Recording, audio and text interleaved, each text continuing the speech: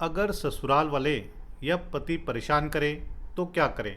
देखिए, अगर आपका भी ससुराल में रहना मुश्किल हो गया है, क्या आपको दहेज के लिए प्रताड़ित किया जा रहा है, क्या आपके साथ मारपीट, मेंटल क्रूएल्टी या कोई और जुल्म हो रहा है, अगर हाँ तो आज का वीडियो आपके लिए बहुत ही ज़रूरी है।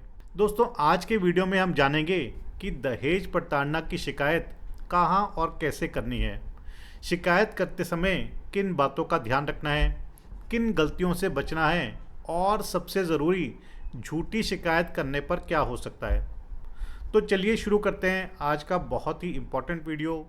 देखिए, जब भी आप अपने पति या ससुराल वालों के खिलाफ दहेज या प्रताड़ना की शिकायत करना चाहते हैं, यानी कि आपको दहेज के लिए तंग किया जा रहा है या ससुराल में आपके ऊपर क्रूअल्टी हो रही है और आप शिकायत करना चाहते हैं, तो ध्यान रखें, ये कोई सामान्य शिकायत नहीं है, ये एक गंभीर आपराधिक यानी कि क्रिमिनल मामला है।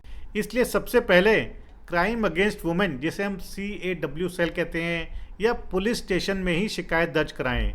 देखिए, अब बात करते हैं कि शिकायत लिखते समय आपने किन किन बातों का ध्यान रखना है, क्योंकि यदि वो बातें नहीं लिखी गई तो ऐसे में FIR भले ही हो जाए, लेकिन कोर्ट उन बातों के बेसिस पर पति के ऊपर कभी भी कोई सज़ा नहीं करेगी, क्योंकि आप अपने एलिगेशन को प्रूव नहीं कर पाएंगे।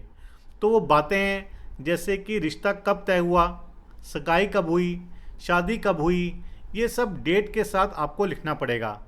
इसके बाद शादी से लेकर के घर छोड़ने या घर से निकालने तक की घटना को आपने एक प्रॉपर सीक्वेंस में प्रॉपर तरीके से लिखना है, बताना है।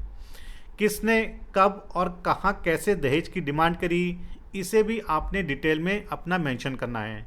अगर कोई चीज़ मांगी गई जैसे कि गाड़ी है, जेवर हैं, कैश है या प्रॉपर्टी है, तो सब कुछ आपने डिटेल में लिखना है। अगर मारपीट हुई है, किसी ने मारा, कैसे मारा, किस चीज़ से मारा, जैसे डंडा है, कोई रॉड है या हाथों से लातों से मारा है, तो ये सभी चीज़ें, ये सभी एलिगेशंस आपने साफ साफ मेंशन करने हैं। अगर किसी गवाह के सामने, जैसे कि कोई पड़ोसी है, कोई रिलेटिव है, अगर किसी गवाह के सामने ये सब हुआ है तो उसका नाम भी आपने ज़रूर अपनी कंप्लेंट में मेंशन करना है। इसके अलावा यदि आपके ऊपर किसी भी तरह की क्रूअल्टी होती है, चाहे वो फिज़िकल क्रूअल्टी है, मेंटल क्रूअल्टी है या अननेचुरल सेक्स हैं, ऐसे गंभीर आरोपों को भी, ऐसी गंभीर बातों को भी आपने बिल्कुल स्पष्ट, क्लियर और डिटेल में मेंशन करना है। कई बारी महिलाएं सोचती हैं कि अभी शिकायत कर देते हैं, बाकी बातें कोर्ट में बताएंगे, लेकिन दोस्तों, ये सोच बिल्कुल ही गलत है। पत्नी का बयान और केस पत्नी की लिखी हुई पहली शिकायत पर ही आधारित होना चाहिए। इसलिए पहली कंप्लेंट में ही जो भी सच्चाई है वो बताएं, जितनी भी डिटेल्स हो सकती हैं उनको मेंशन करें, सभी इंसिडेंट्स के बारे में बताएं और सभी आरोपियों के बारे में बताएं कि किसने क्या किया, कैसे किया, कब किया, और अगर कोई विटनेस है या अगर कोई डॉक्यूमेंट्री एविडेंस है तो उसे भी साथ में बताने की कोशिश करें और साफ साफ लिखें। दोस्तों, ये सब बातें बहुत ही ज़रूरी हैं, लेकिन उससे भी ज़रूरी बात यह है कि पत्नी को कभी भी झूठी शिकायत नहीं करनी है। कानून पत्नी के साथ तभी खड़ा होगा जब पत्नी सच के साथ खड़ी होगी।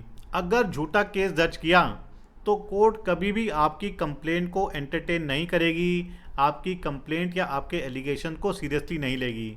कोर्ट जानती है कि आज की डेट में 100 में से 95 केसेस झूठे फाइल किए जाते हैं, केवल पति और उसके परिवार वालों को हरास करने के लिए। इसलिए शिकायत तभी करें जब पत्नी को लगे कि अब और कोई रास्ता नहीं बचा है, केवल कंप्लेंट ही है, जिससे कि पति और उसके परिवार के अत्याचार से बचा जा सकता है। तो दोस्तों, ये था आज का वीडियो आपको जानकारी देने के लिए, क्योंकि ये सिर्फ कानून नहीं है बल्कि आपके अधिकार की बात भी है। दोस्तों, आशा करता हूँ कि आपको वीडियो पसंद आया होगा। यदि वीडियो पसंद आया तो वीडियो को लाइक और शेयर ज़रूर कीजिएगा। चैनल को सब्सक्राइब करना मत भूलिएगा। अगली बार मिलेंगे नए वीडियो में नए टॉपिक के साथ। तब तक के लिए धन्यवाद। जय हिंद।